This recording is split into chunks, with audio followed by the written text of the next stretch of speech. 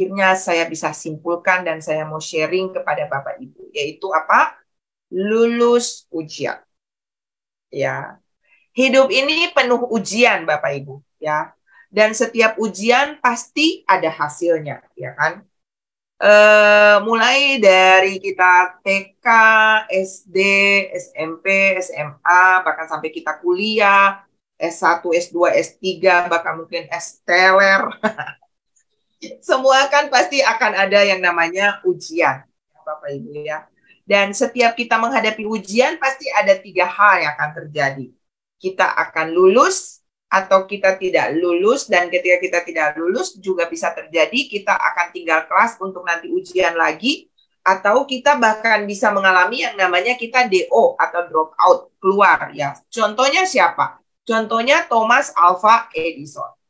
Tapi sekalipun kita keluar dari sekolah yang secara fisik itu, sekolah-sekolah reguler yang kita jalani, kita bisa lolos juga dari sekolah kehidupan. Contohnya ya Thomas Alva Edison.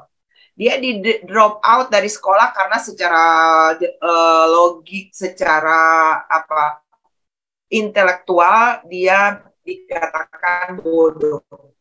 Tapi ternyata guru bisa salah menilai dan akhirnya dia bisa lulus dalam sekolah, bahkan menjadi orang yang paling jenius, bisa menemukan balon lampu yang hari ini Bapak Ibu Saudara bisa nikmati. Nah, jadi yang saya mau sampaikan, ujian di dalam bukan sekolah secara SD, SMP, SMA tadi reguler, karena itu bisa diajar oleh guru di sekolah dan saya tidak punya kapasitas adalah lulus secara sekolah kehidupan. Setiap hari kita menghadapi yang namanya ujian. Dan Bapak Ibu tahu nggak? Ujian terbesar dalam kehidupan seorang anak manusia itu adalah yang berhubungan selalu dengan keinginan dan kebutuhan. Dan biasanya ujian yang datang dalam kehidupan kita itu adalah menyangkut kelimpahan dan kekurangan. Dan ada banyak orang ketika menghadapi ujian kelimpahan, dia nggak tahan dan dia tidak lulus. Akhirnya gagal dalam satu sisi. Atau ada juga yang mengalami kekurangan dan akhirnya juga gagal ketika tidak lulus. Tapi banyak yang membuktikan juga bahwa mereka lulus. Makanya firman Tuhan mengajar banyak tentang hal-hal yang menyangkut keinginan dan kebutuhan. Contohnya, jangan khawatir, jangan takut.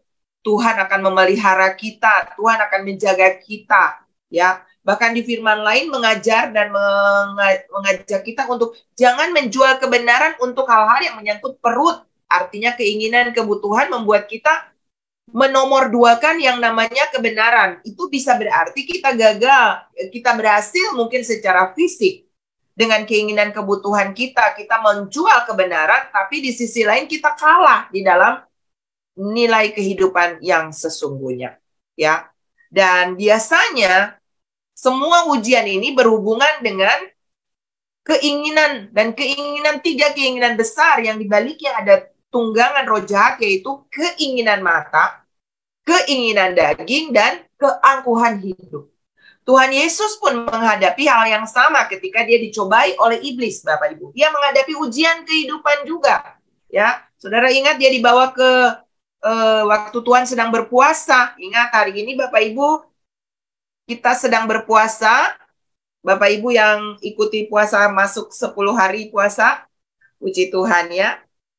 Puji Tuhan. Ya, ayo kita puasa. Ini salah satu cara menyalibkan daging untuk kita lulus di dalam ujian-ujian kehidupan. Dan Tuhan Yesus menghadapi ujian ini, iblis datang menguji dia dengan keinginan mata, keinginan daging, dan keangkuhan hidup. Tapi Tuhan Yesus menang. Dan dia menang dengan memakai apa? Firman Tuhan. Ingat, iblis juga menguji dengan firman loh. Jadi kadang-kadang kita berpikir, kayaknya bisa aja nih. Tapi ternyata kita juga bisa harus mengalahkannya dengan firman Tuhan. Mulai dari manusia pertama Bapak Ibu, yaitu Adam dan Hawa, yang diberi tanggung jawab di Taman Eden. Mereka diberi tanggung jawab untuk menjadi penguasa dan pengusaha ya di dalam taman itu. Diciptakan dengan sangat indah, dengan semua fasilitas lengkap. Tetapi Tuhan memberikan larangan. Ingat, di dalam setiap ujian ada larangan. ada janji tetapi ada Taurat, ya. Kadang-kadang kita mau dapat janjinya, tapi kita lupa bahwa ada syarat-syarat yang harus kita lakukan. Seperti Adam dan Hawa, mereka bisa menguasai Taman Eden, mereka jadi pengusaha di sana, tetapi ada larangan.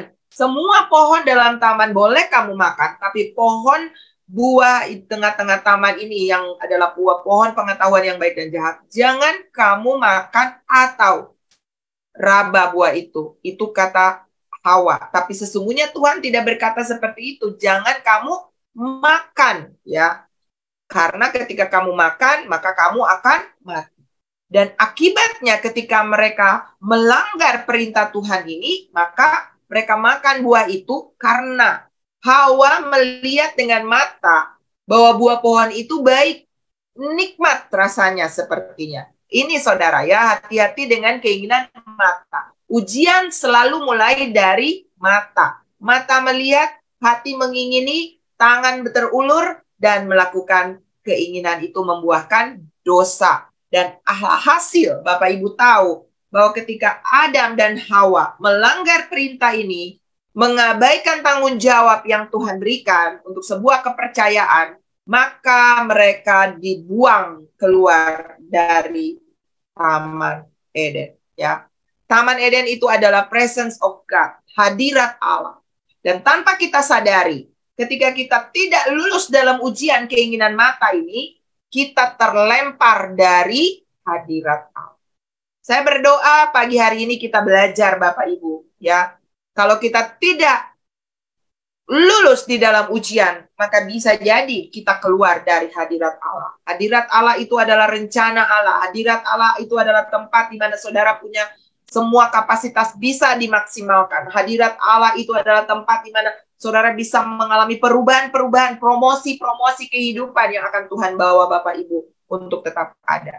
Jadi ternyata Bapak Ibu, yang menyebabkan seorang anak manusia mulai dari Taman Eden tidak lulus ujian adalah apa? Ketidaktaatan. Ya. Jadi pagi ini hal pertama untuk kita bisa lulus ujian, gak ada pilihan. Tadi malam Pastor Luther baru berbicara tentang taat itu apa? Miracle, ya. Dan saudara, judul khotbah ini saya dapat kemarin waktu saya berdoa, dan Tuhan kasih judul khotbah ini, lulus ujian.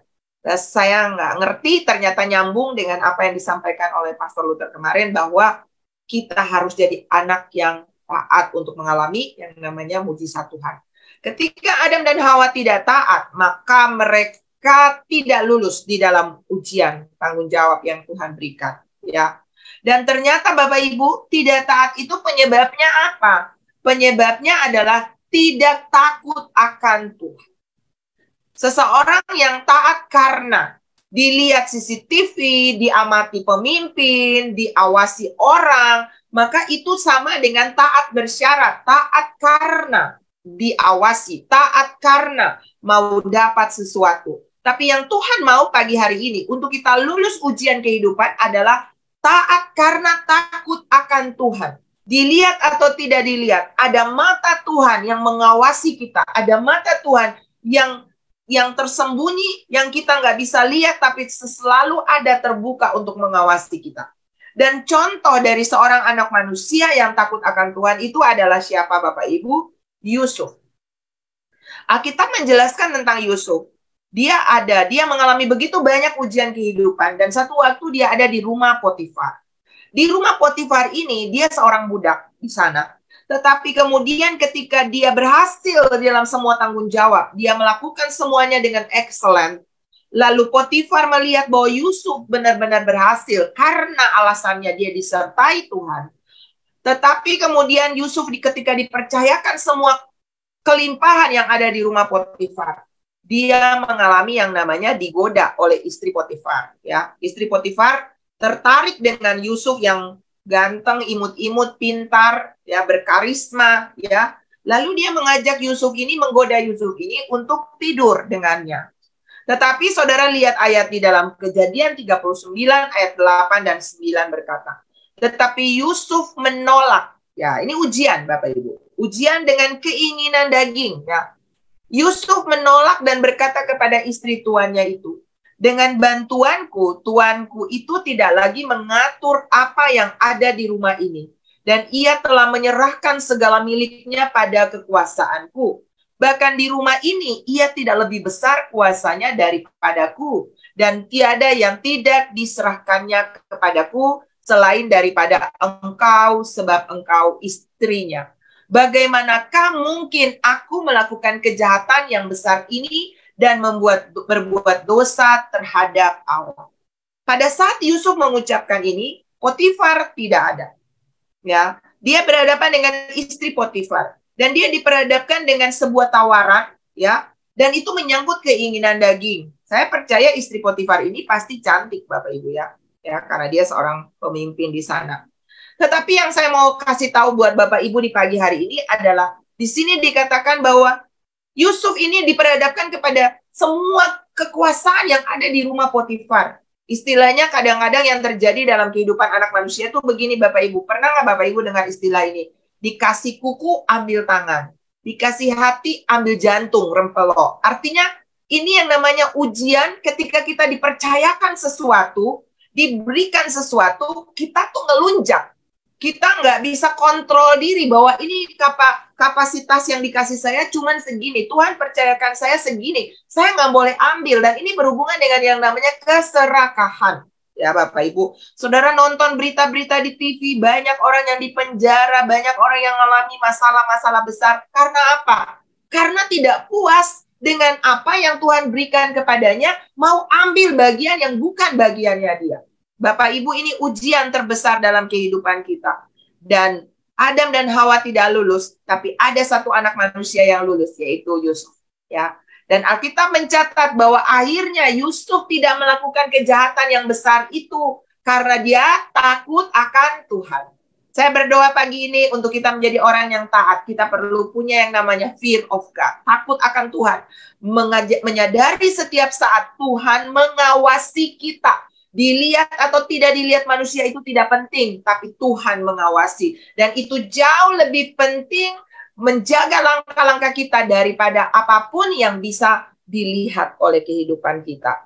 Filipi ayat 28-9. Ini juga contoh orang yang taat dalam keadaan sebagai manusia loh. Tuhan Yesus 100% dia Tuhan. Tapi ketika datang ke dalam dunia, dia menanggalkan karakter atau dia bukan karakter, dia menanggalkan sifat keilahiannya ya, tapi dia taat dalam keadaan sebagai manusia. Dia 100% manusia. Dia merendahkan diri dan taat sampai mati. Ini tadi malam di-sharingkan oleh Pastor Luther. Bahkan sampai mati di kayu salib. Lalu ayat 9 berkata, itulah sebabnya Allah sangat meninggikan dia dan mengaruniakan kepadanya nama di atas segala nama. Wow. Kita maunya yang mana? Kita maunya ditinggikan, dikaruniakan nama di atas segala nama, diberkati, dipromosi, disembuhkan. Tapi apakah bagian yang di awal tadi kita lakukan? Taat. Kita belum taat sampai mati. Kita hanya baru taat, hanya menyangkut daging kita, hanya menyangkut harga diri kita, ego kita. Ayo Bapak Ibu, lepaskan semua hal-hal yang menyangkut apa yang menjadi keinginan-keinginan daging kita. Dan biarlah Roh Kudus yang menjadi penguasa di atas seluruh kehidupan kita. Amin. Ternyata ketaatan melahirkan miracle. Dan miracle-nya adalah dipromosi salah satunya. Amin. Yusuf dipromosi ketika dia taat kepada perintah Tuhan. Ya. Kalau ada pemimpin, dari malam Pastor Luther menyampaikan tentang kita harus taat kepada pemimpin. Istri kepada suami, ya. Pemimpin di kantor, kita taat kepada pemimpin di kota, pemimpin bangsa, kita harus taat.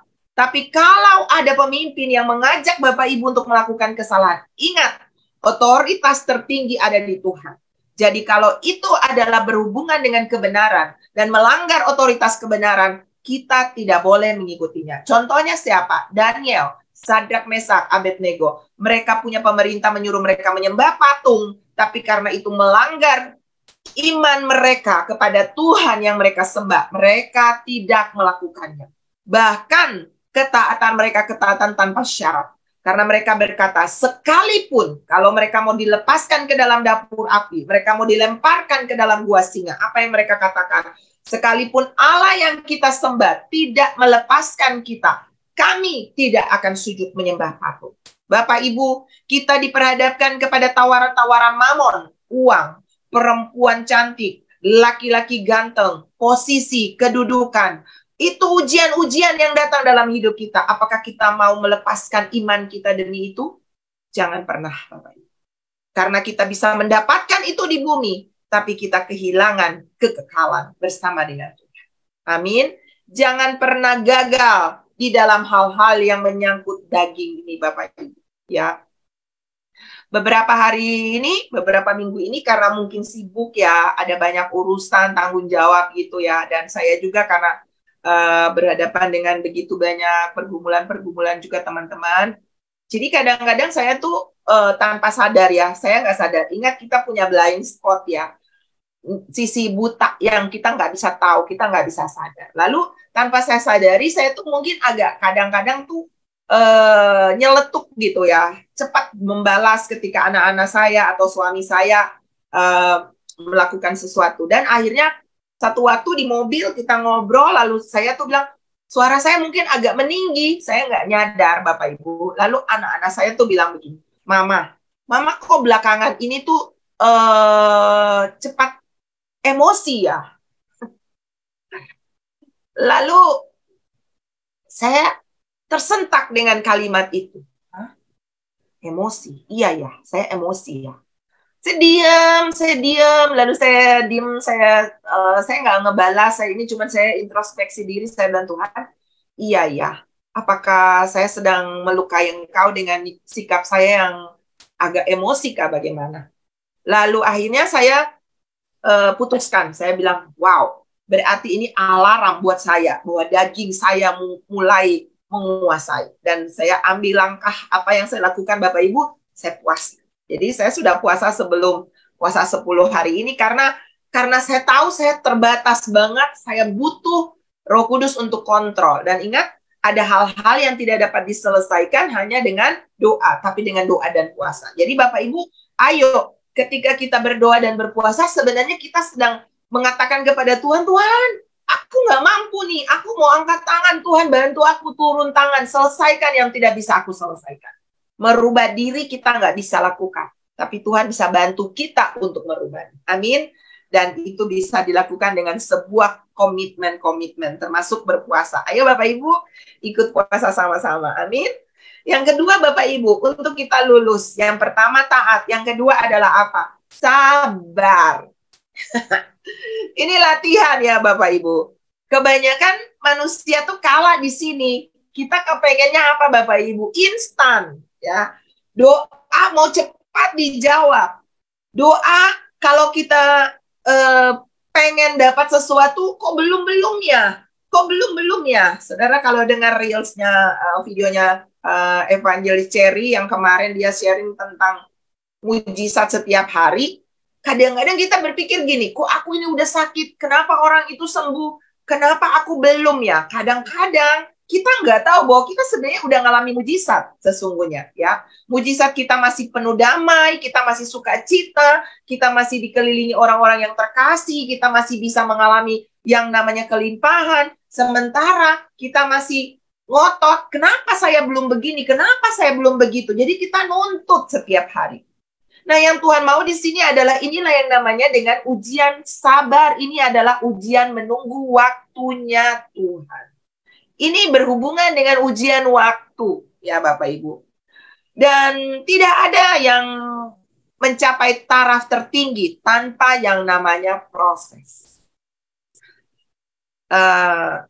Kakak Chris pernah sharing tentang konsumerisme. Dia punya satu kalimat yang quotes yang dia bilang begini, segala sesuatu yang didapat instan itu akan hilang secara instan juga.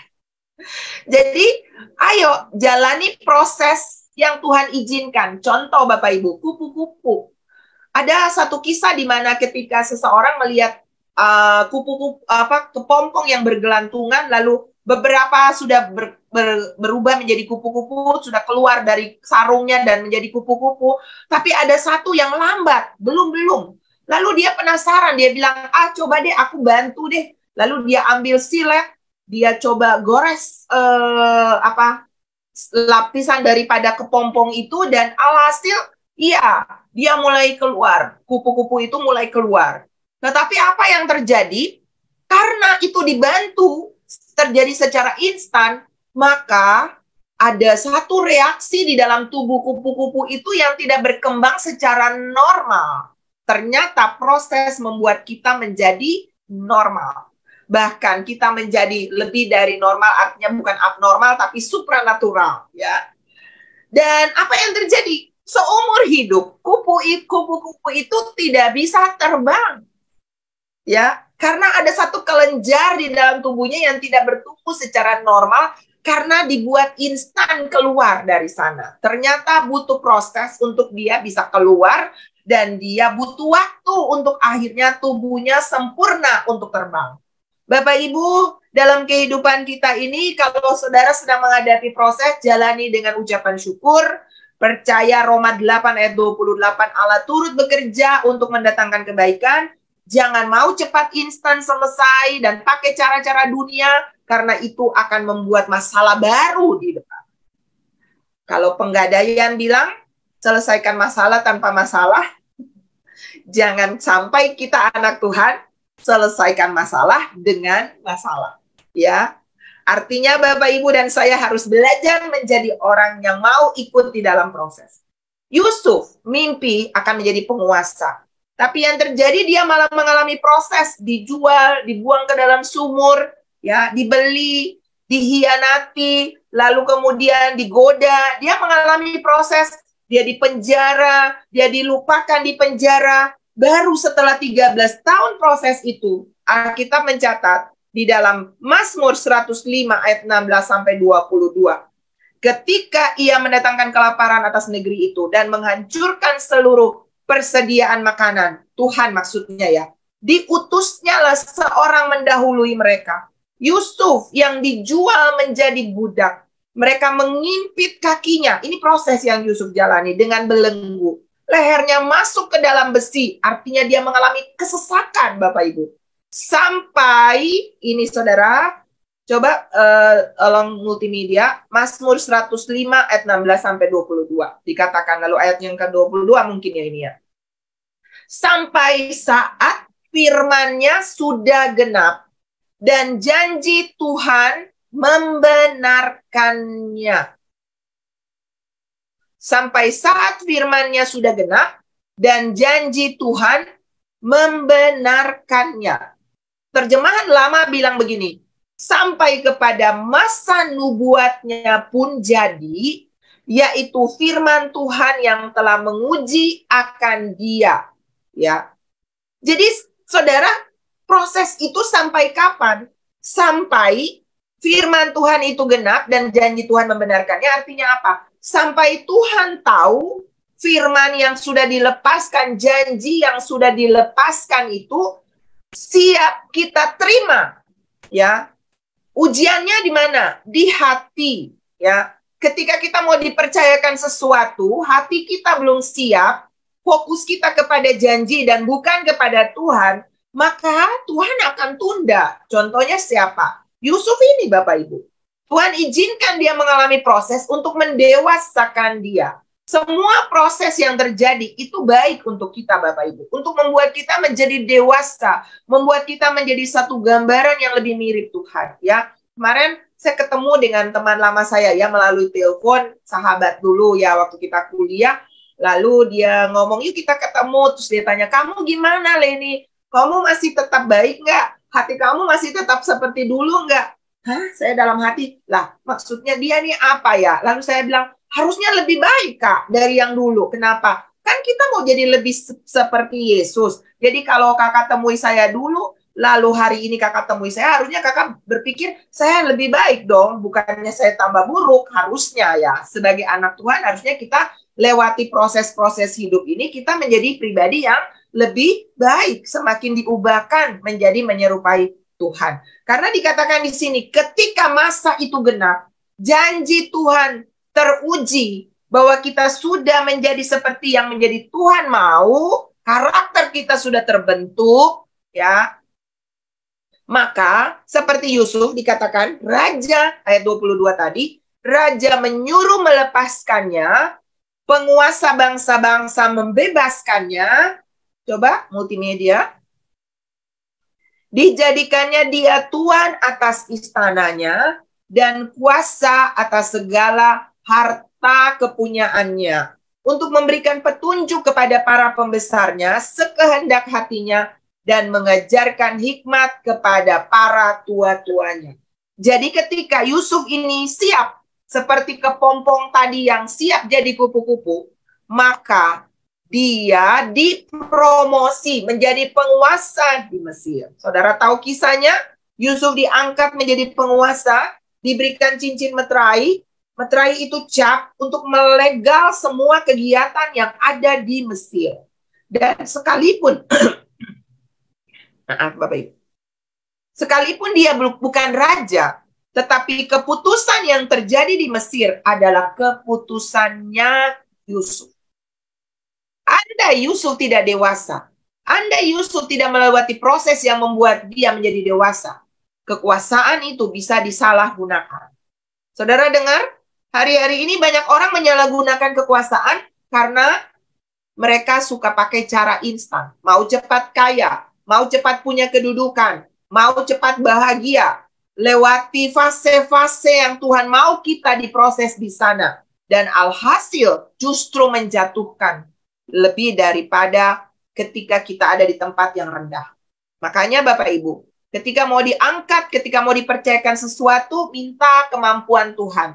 Supaya saudara dan saya siap untuk menghandle kepercayaan ujian yang datang. Sebagai ujian yang datang dalam kehidupan kita. Banyak orang yang berhenti di tengah jalan. Karena dia tidak tahu betapa dekatnya dia dengan kesuksesan. Ini quotes Bapak Ibu ya. Banyak orang yang berhenti di tengah jalan karena dia nggak sadar. Ini sebenarnya udah sebentar lagi nih, ujianku selesai. Ini sebentar lagi nih, aku dapat promosi. Lalu dia berhenti, atau dia mundur, atau dia pakai jalan pintas. Dan seperti kepompong yang berubah menjadi kupu-kupu cacat tadi, kita akan menjalani hari-hari ke depan tidak sempurna di dalam rencana agendanya Tuhan, karena kita coba potong kompas. Yuk Bapak Ibu, mari kita belajar menjadi orang yang sabar. Amin. Ini juga buat Bapak Ibu, tapi lebih buat saya ya. Belajar sabar. Sabar menunggu waktu Tuhan. Kalau Bapak Ibu minta jodoh, anak-anak muda minta jodoh. Jangan buru-buru karena lihat teman udah dapat, teman udah menikah, lalu udah siapa aja. Enggak gitu Bapak Ibu ya. Tuhan pasti menyediakan yang terbaik. Ketika kita sabar menunggu waktu Tuhan, janji Tuhan ada dalam sebuah proses dengan suami, dengan istri. Jangan pakai jalan pintas. Suami pergi dari rumah, istri pergi dari rumah. Anak-anak belum sesuai dengan yang kita harapkan. Jangan pakai orang pintar. Kita pikir dukun bisa bantu kita. Ingat, tidak ada yang dikasih setan gratis. Kalau iblis menawarkan bantuan, dia pasti tuntut nyawa. Jadi Bapak Ibu jangan pernah pakai jalan pintas ya. Ada dengar pernah kisah Pastor Luther mendoakan seorang businessman, dan ketika beberapa tahun kemudian Pastor Luther datang ke kantornya dan dia melihat wah kok posisi kantornya berubah ya. Lalu Pastor Luther tanya kenapa Pak ini di sini berubah. Lalu pastornya bilang bapaknya bilang begini, iya saya pakai ilmu feng shui ya untuk posisi-posisi tempat, dan dia pakai orang, katanya orang pintar ya Bapak Ibu ya, pintar menurut dia. Karena kenapa? Karena Tuhan lama menjawab doanya. Wow. Jangan sampai kita jadi orang Kristen yang karena nggak sabar Bapak Ibu, kita pakai cara-cara dunia, kita melibatkan setan, kuasa-kuasa kegelapan, manusia yang pada akhirnya malah kita terjerat di dalam masalah baru. Ya Bapak Ibu, anak-anak muda yang sedang menunggu jawaban doa, menunggu pasangan hidup, menunggu pekerjaan, menunggu kesuksesan, ayo dekatkan diri kepada Tuhan. Contoh lain adalah siapa? Abraham dan Sarah. Dapat janji akan punya anak. Tetapi dalam menunggu janji Tuhan, Sarah ini yang bilang, mana mungkin aku yang sudah tua. Karena logikanya, dia tidak bisa punya anak sudah mati haid. Dia melihat dengan cara mata manusia. Lalu apa yang terjadi? Dia nyodorin Hagar kepada Abraham. Lalu Abraham juga tergoda di situ, tidak lulus di situ. Dan akhirnya melahirkan, Hagar melahirkan Ismail. Sampai hari ini terjadi pergolakan antara dua keturunan ini karena satu kata, tidak sabar. Ya, dua kata ya. Satu kalimat ini, tidak sabar ya. Dan akibatnya Abraham kehilangan hari-harinya. Bapak Ibu, jangan sampai kita kehilangan hari-hari kita karena kita tidak sabar menunggu waktu Tuhan. Kita pakai waktunya kita mau caranya kita. Kita tidak tahu bahwa Tuhan punya rencana dan cara yang berbeda, jauh melebihi apa yang kita pikirkan. Sabar adalah satu syarat untuk kita lulus ujian. Dan yang ketiga, yang terakhir, kita harus punya yang namanya teachable spirit. Ya, roh yang mau diajar, selalu mau belajar. Bapak Ibu, ada satu kalimat pepatah bilang begini, hiduplah seperti hari ini adalah hari terakhirmu. Artinya takut Tuhan. Jangan berpikir, nanti ada besok. Lalu kita hidup sembarangan, bikin dosa, melakukan hal-hal yang melanggar maunya Tuhan. Karena pikir, nanti kan saya masih muda. Atau dipanggil melayani, nggak mau. Karena pikir, nanti saja, hidupku masih panjang, saya sehat. Kita nggak pernah tahu kapan waktu ini berakhir. Hiduplah seperti hari ini, hari terakhirmu. Lakukan yang terbaik untuk Tuhan. Tetapi belajarlah seperti kita akan hidup 1000 tahun lagi. Jadi setiap hari, waktu bangun pagi, selamat datang di sekolah kehidupan. Amin. Bayangkanlah kalau Bapak Ibu buka mata, makanya jangan cepat turun dari tempat tidur tanpa bicara dengan penciptamu.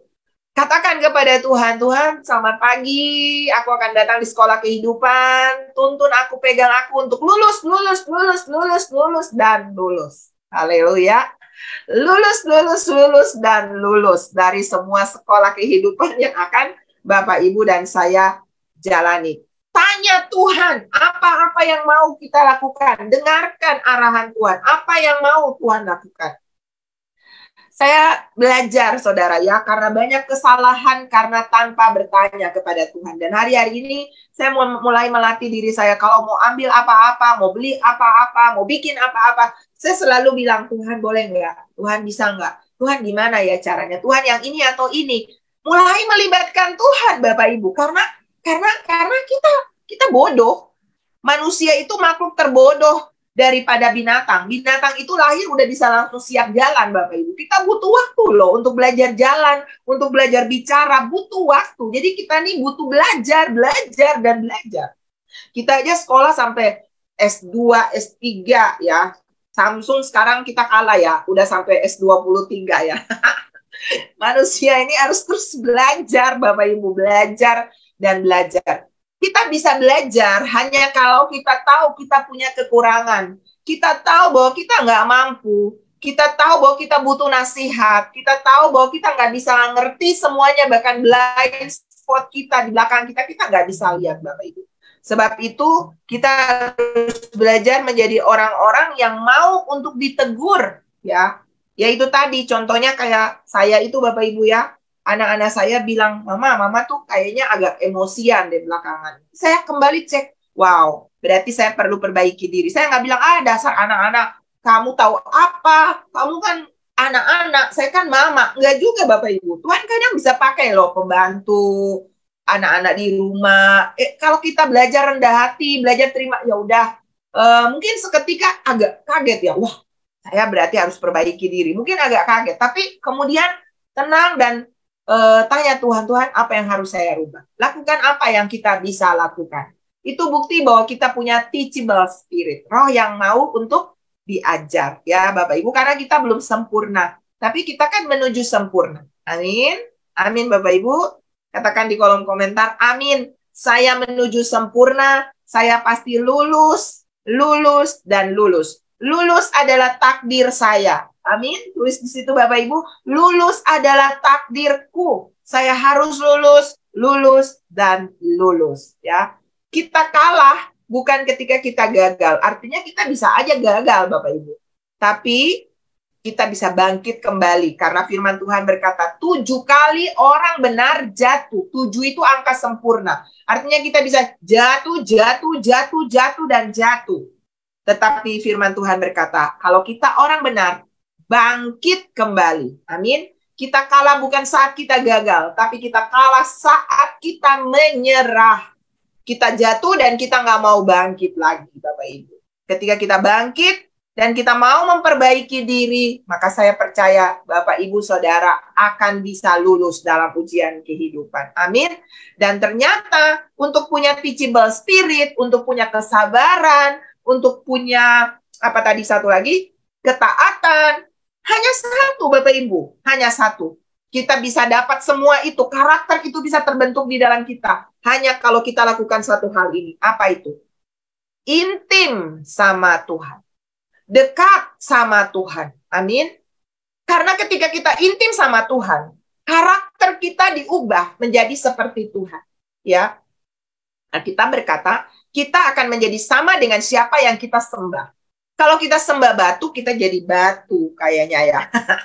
Maksudnya kita jadi kaku, keras gitu ya, seperti itu. Tapi kalau kita sembah Tuhan, Yesus yang kita sembah, kita akan diubah menjadi seperti Yesus. Amin. Makanya Rasul Paulus berkata, yang kukandaki ialah mengenal Dia dan kuasa penderitaannya dan persekutuan dengan Dia, dan aku diubah menjadi serupa dengan Dia.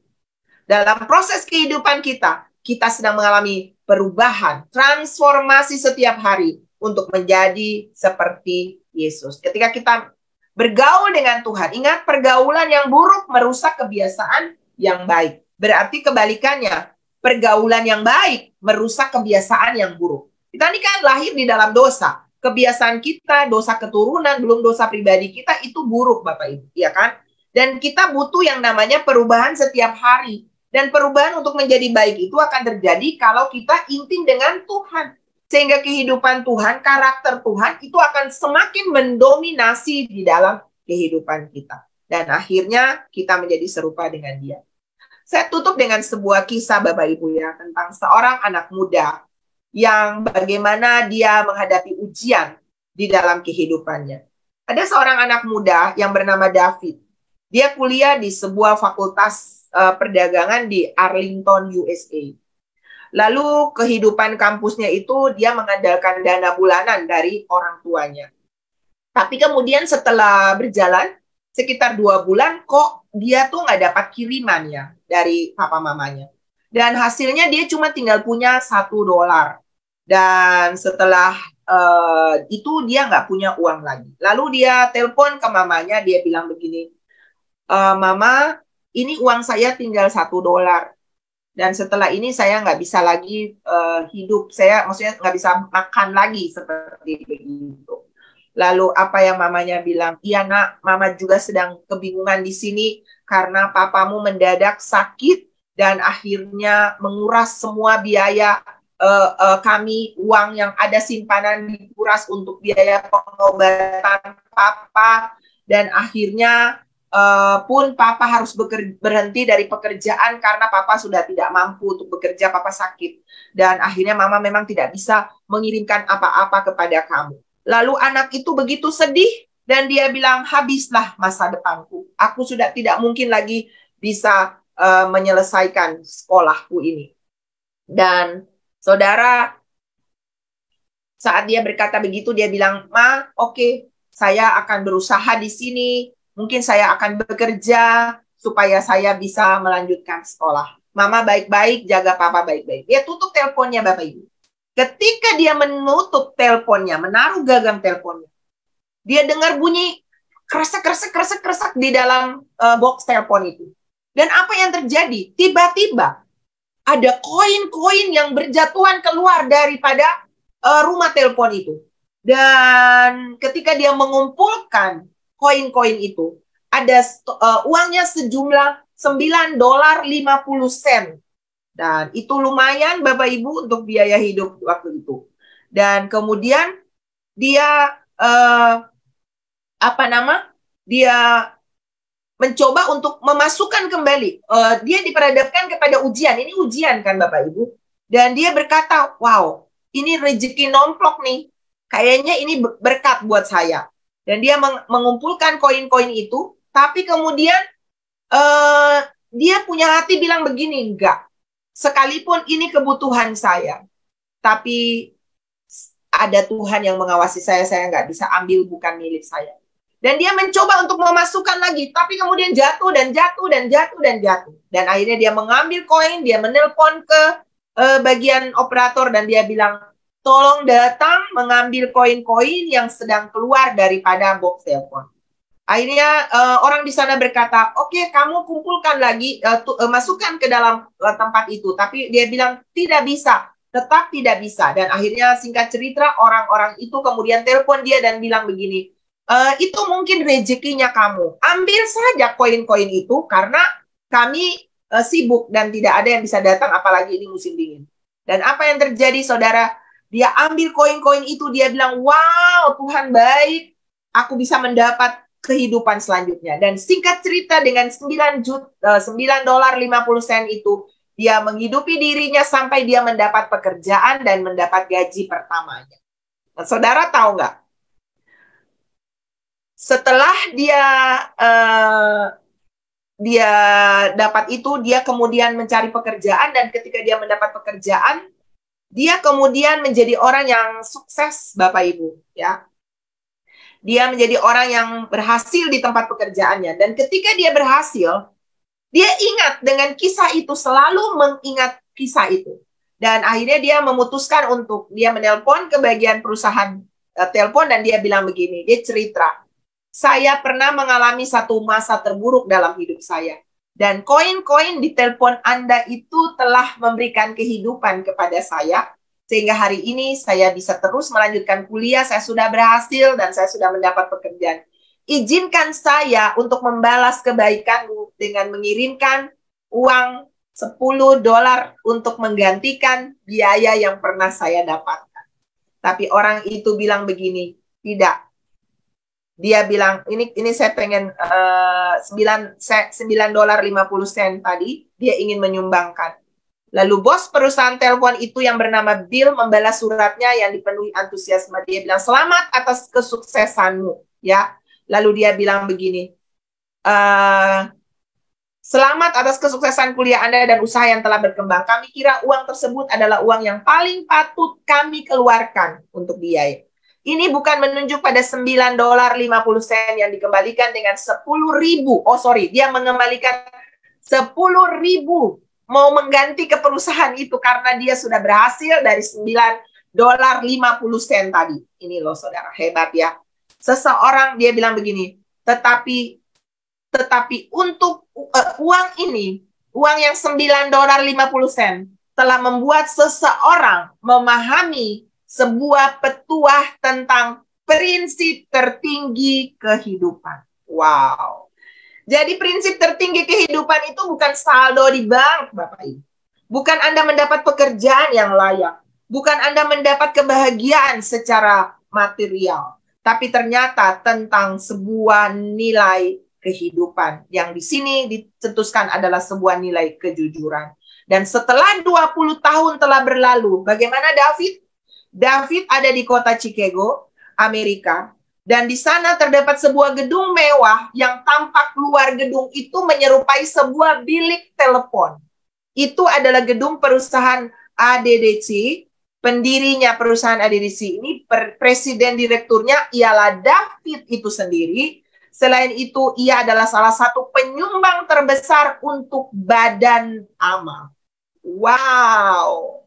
Saudara, wow, ini orang yang menghargai nilai kehidupan, lulus di dalam proses-proses kehidupan.